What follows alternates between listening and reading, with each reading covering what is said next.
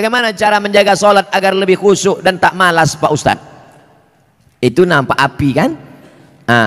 Kalau nanti terlintas di hatimu malas sholat, bakar jadi sebentar. Berapa lama kau tahan? Buatlah. Agak-agak gosong sedikit.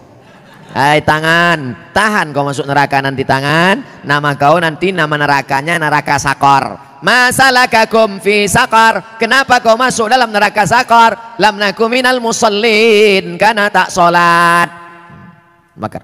Makanya Muhammad Ali kemana-mana bawa mancis. Muhammad Ali petinju, mana-mana bawa mancis. Padahal dia tak merokok. Ditanya orang, kenapa kau bawa mancis? Asal terlintas di otakku mau buat dosa, aku bakar tangan. Kalau mancis tak mempan, obor Pak.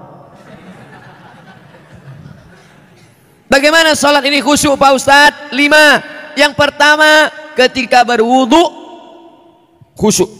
Waktu menyuci tangan, bersih dosa dari tangan. Waktu memasukkan air ke mulut, ke hidung, bersihkan dosa-dosa mulut, dosa-dosa lidah, dosa hidung.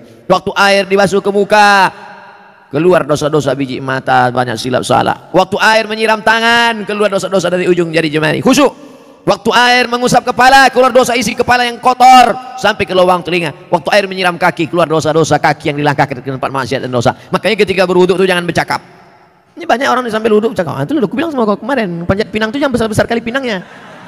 Modal kita pun tak ada, tapi kalau itulah Pak RT kan udah ngasih, Pak RW kenapa enggak juga? Entahlah, kentutlah sama dia gitu. Itulah maka tak khusyuk. Karena ketika wuduk masih bicara dunia. Lalu dari tempat wudhu ke tempat sholat tak boleh tasbih. Tasbih menggerak-gerakkan. Tak boleh tasbih, tak boleh. Yang boleh tasbih. Subhanallah, subhanallah. Makanya kalau ada ngajak-ngajak ngobrol tak usah. Gimana kabar? Subhanallah, subhanallah. 3. Ada terdengar azan, jawab. Hayya 'alas shalah. La haula wala quwwata. Jangan bicara waktu azan. Siapa yang bicara ketika azan dikumandangkan, matinya mati su'ul khatimah.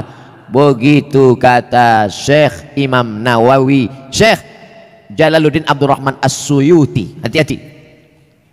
Lalu kemudian yang keempat, membaca bukan mutalaah. Mutalaah mulut tak bergerak. Waktu sholat itu membaca Allahu Akbar kabira walhamdulillahi katsiran. Baca. Ini banyak orang sholat mulutnya diam.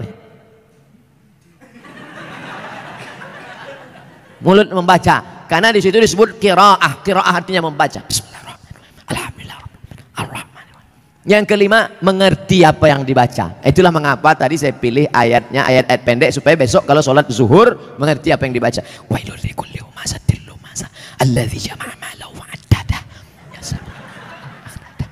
Kebetulan kawan di sebelah itu asik ngumpul-ngumpul harta. Jama'a malahu wa addada.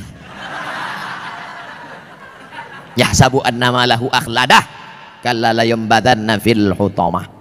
Apa hukumnya mencium istri sedang berpuasa? Istri siapa?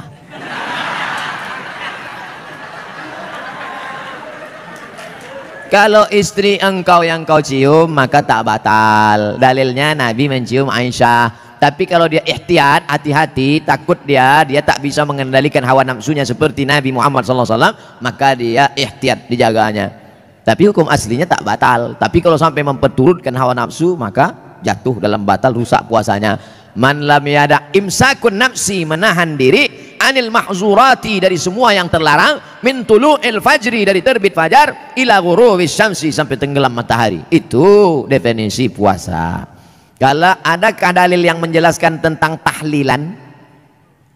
La ilaha illallah, la ilaha illallah, la ilaha illallah. Itu artinya tahlil. Tasbih, subhanallah. Tahmid, alhamdulillah. Takbir, Allahu Akbar. Tahlil, la ilaha illallah. Man halala, siapa yang mengucapkan tahlil, summa ahda sawabahu ilal mayyit, kemudian tahlil itu dihadiahkannya kepada si mayit, orang mati, yantafi'u bihi, pahalanya sampai dan orang mati itu dapat manfaat. Begitu kata Imam Ibnu Taimiyah dalam kitab Majmu' Fatwa Ibnu Taimiyah. Kenapa Ustaz pilih pendapat Ibnu Taimiyah? Karena yang banyak melarang-melarang nih sekarang anak-anak buahnya Ibnu Taimiyah. Paham?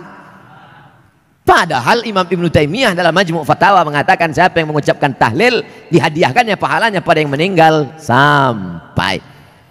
Kalau dimasakkannya bubur kacang hijau. Kenapa Ustaz tiba-tiba ingat bubur kacang hijau? Oke, bubur jagung kalau gitu. Lalu kemudian dihadiahkannya pahalanya untuk almarhum. Sampai apa tak sampai? Sampai. Mana dalilnya? Mana?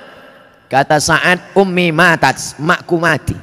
Afa atasaddaqu anha? Kalau aku bersedekah, pahalanya sampai tak untuk emakku? Kata Nabi, tasaddaq, sampai. Sedekah engkau, sedekah. Ayu sadaqatu afdal?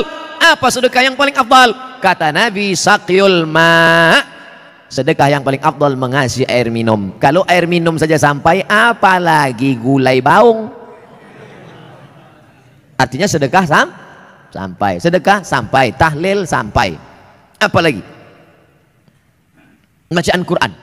Yasin wal Qur'anil Hakim innaka laminal mursalin. Sampai apa tak sampai bacaan Quran pada orang meninggal dunia? Sampai. Bacaan Quran untuk orang meninggal dunia sampai. Mana dalilnya?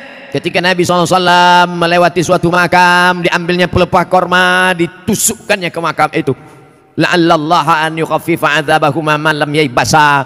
Tasbih pelepah korma sampai pada orang yang meninggal. Apa komentar Imam Nawawi dalam kitab Majmu', dalam kitab Al-Minhaj Syarah Sahih Muslim Ibn Al-Ajjaj? Kalau tasbih pelepah korma saja sampai, apalagi bacaan Quran orang yang beriman. Buka kitab Ar-Ruh, punya Imam Ibnu Qayyim Al-Jauziyah, murid Imam Ibnu Taimiyah, punya murid namanya Ibnu Qayyim Al-Jauziyah, punya kitab namanya Ar-Ruh. Diriwayatkan sampai kepada Imam Ahmad bin Hanbal, lewat di suatu makam ada orang membaca Al-Quran. Imam Ahmad bin Hanbal melarang, tapi orang itu menyebutkan riwayat hadis, ternyata perawinya thiqah, bahwa Nabi punya sahabat namanya Abdullah bin Umar, anak Umar bin Khattab, berpesan, kalau aku mati nanti bacakan di atas kuburku, pada bagian kepalaku pangkal Al-Baqarah, pada bagian kakiku ujung Al-Baqarah. Itulah dalil bacaan Quran sampai untuk orang yang sedekah sampai, tahlil sampai, baca Quran sampai. Sudah saya sebutkan dalil-dalilnya. Tak juga percaya, saya tak bisa menjawab. Habislah. Saya cuma bisa minta nama lengkap supaya nanti kalau mati saya kirim. Kalau tak sampai, cepat-cepat kasih kabar. Mengazankan anak baru lahir itu apa dalilnya Pak Ustadz? Nabi mengazankan ke telinga Sayyidina Al-Hasan, anak Fatimah radhiyallahu anha, azan as-salah, bunyinya seperti azan waktu azan salat.